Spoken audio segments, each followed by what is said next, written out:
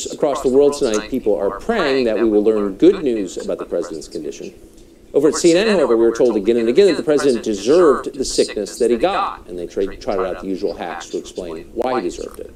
A lot of people have been put in jeopardy by the president's behavior, and now we've learned, of course, this morning that one of those people is the president himself. But he just couldn't get over the fact that in his mind, the mask equals weakness, equals I'm not on top of this virus. So perhaps a bit of a shock this morning for Americans, but not necessarily a surprise.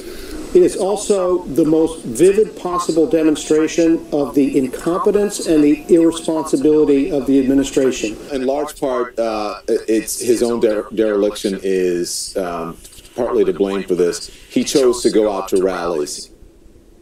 Imagine. None of those clips actually said Trump deserved to get COVID. Basically, it was saying due to not actually caring about taking precautions and being incompetent, as well as, going out to rallies and stuff, it's not shocking that he ended up getting the coronavirus because he doesn't wear a mask or anything, or, stand 6 feet away from people. It's not surprising. Which is the point of those clips that he ended up playing, which he claims says, that Trump deserved it. In my opinion, he does deserve to get the coronavirus, because now he can realize how bad it actually is, even though he did know from the very get-go that the coronavirus was bad. He just announced he was infected. He just got to Walter Reed. He deserved it. They didn't wait long. Of course, millions of Americans have been diagnosed with the coronavirus, probably people you know, probably people in your family. We can say that. Hundreds of thousands have died. CNN's expert panelists are saying they all deserved it. They must have. They were careless. They were derelict in their duties. Wow! Wow, this is hilarious. So, CNN saying that Trump, not doing what he's supposed to do, and catching coronavirus somehow equates to everybody else catching coronavirus also somehow not, doing what they're supposed to do, when majority of the people are following various precautions and stuff.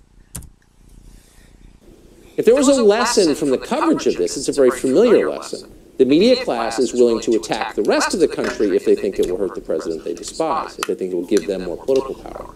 And of course, it wasn't just the media. In fact, the official message of the Democratic Party is that Donald Trump had it coming. We all receive that news with great sadness. I always pray for the president and his family that they're safe. I continue to do so, more intensified. This is tragic. It's very sad. But it also is something that again, going into crowds, unmasked and all the rest, was sort of a brazen invitation for something like this to happen.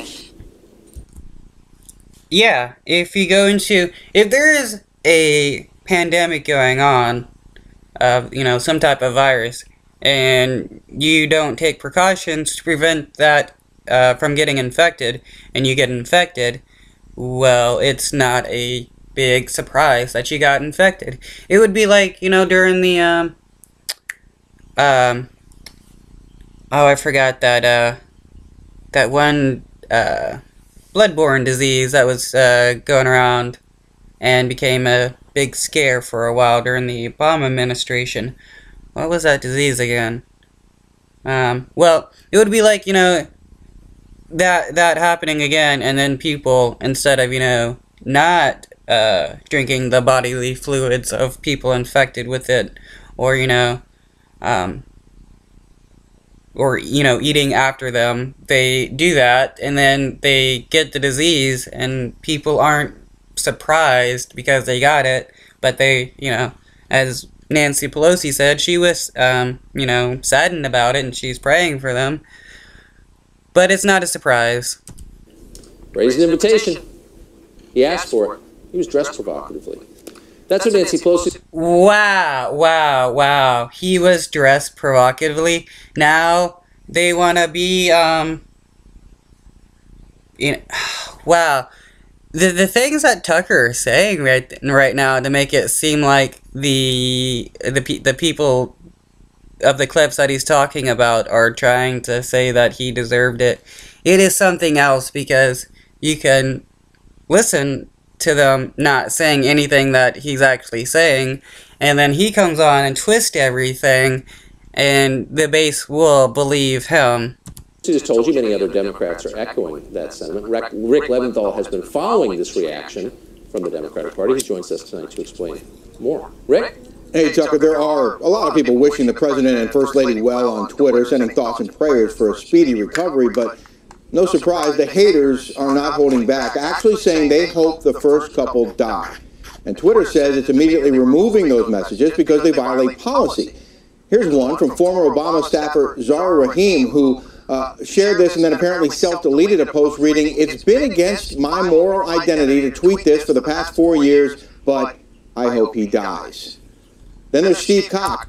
Look, it only got 6 retweets, 3 quote tweets, and 124 likes. I mean, it wasn't that very popular. It doesn't seem like this person's probably a big, has a big account. But if you actually, check out people on the left, most of them are chastising anyone that calls harm for Trump, because, they want to take the moral high road. An independent candidate for California's 39th district who posted numerous tweets wishing death on the president and then wrote, by quote, "I hope they both die. I was talking about Trump and Biden, not Melania. She seems nice." And former Elizabeth... Yeah, that one I did see. I mean, seriously, I think it's funny how people on the right constantly talked about how you have to sacrifice your family members, yourself, or whatever, in order for the economy to get running again. And when it all comes down to Trump getting it and having to sacrifice himself, it's like, oh, that's bad to say. You shouldn't say that about people. Yet, Fox News and Friends and stuff we're saying, sacrifice your grandma because they're old. With Warren staffer Max Berger wrote, "Trump has destroyed millions of lives. He deserves none of our sympathy." Well, yeah, that is true. Trump, from the very get-go, knew that the coronavirus was bad. Said it was a hoax, even though he knew it existed. All you gotta do is listen to the audio clips with the interview by Bob Woodward. And he willingly and knowingly allowed people to die and didn't do anything to prevent it. So why should somebody like him deserve sympathy? It's like giving sympathy to somebody that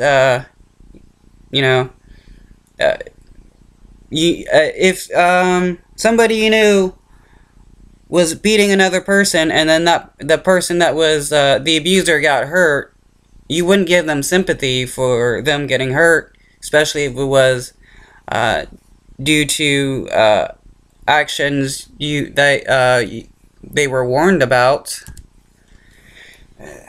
Some Twitter users have compiled a library of mean tweets wishing the worst on the president, and there are too many of them to count, Tucker. In a statement, Twitter says content that wishes, hopes, or expresses a desire for death, serious bodily harm, or fatal disease against an individual is against our rules. Not really, because you can have Nazis and stuff say they want to genocide all the black people or whatever, and nothing happens. They're only doing this because it's Trump. And Twitter says it will prioritize the removal of content when it has a clear call to action that could cause real-world harm. That's a quote. Meanwhile, the president... Wait, wishing harm on somebody cannot cause real-world harm. Do these people with Twitter think that, people wishing Trump to die will cause the virus to get worse? Tweet announcing he had the virus was his most popular ever, at last count tallying 1.7 million likes, Tucker. Wow, 1.7 million. That is a lot. Unbelievable. Rick Leventhal, thank you. Sure. If you find yourself rooting for someone's death, anyone's death, it's time to pause and take stock of how your own soul has rotted. We're all going to die. Wow, wow. If you wish death upon people, it's a sign your own soul is rotting. Coming from somebody on the left who desires the death of LGBTQ people, transgender people, and pretty much a lot of people on the left. So it's hilarious how they're going to try to act like they're morally superior to people calling for the death of Trump from COVID, when these people are far from it. This just shows how hypocritical they are. Die in the end. And trust me, as we do, we're going to regret thinking things like that about other people.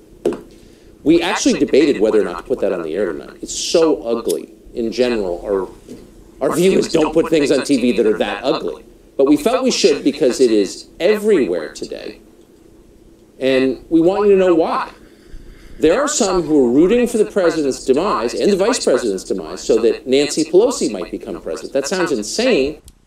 No, that's not the reason why they want Trump to die.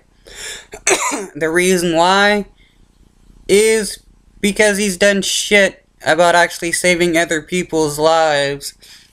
And now when it comes down to his life, he wants the best medical care that the United States can provide him, even though he pays nothing in taxes.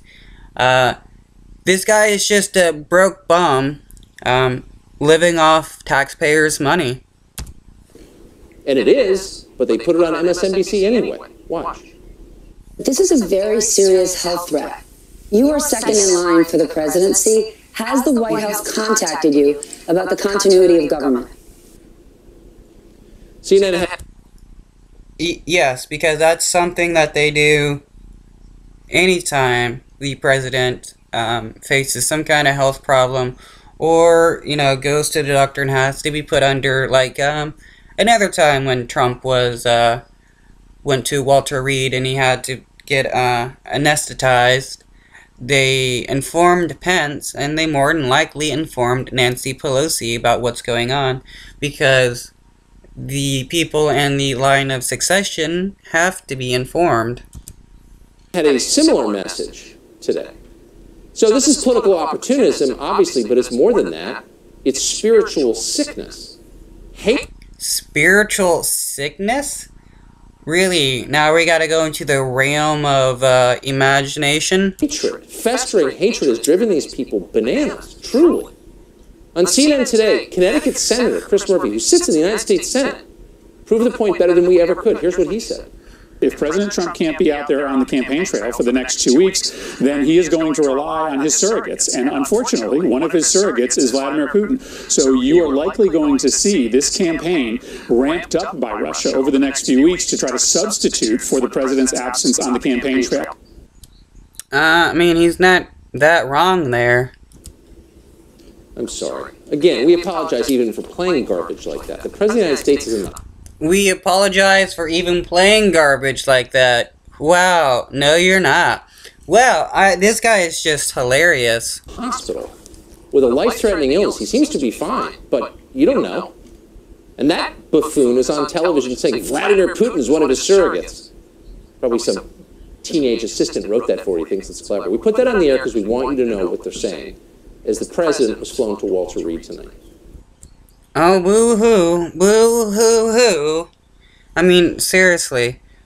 When somebody like this, when your leader tells you that a deadly virus is fake, and then ends up getting it because he doesn't want to wear a mask, which is funny, because when he had coronavirus, he was making fun of Biden for wearing a mask, and lo and behold, Biden did not catch the coronavirus because he was wearing a mask.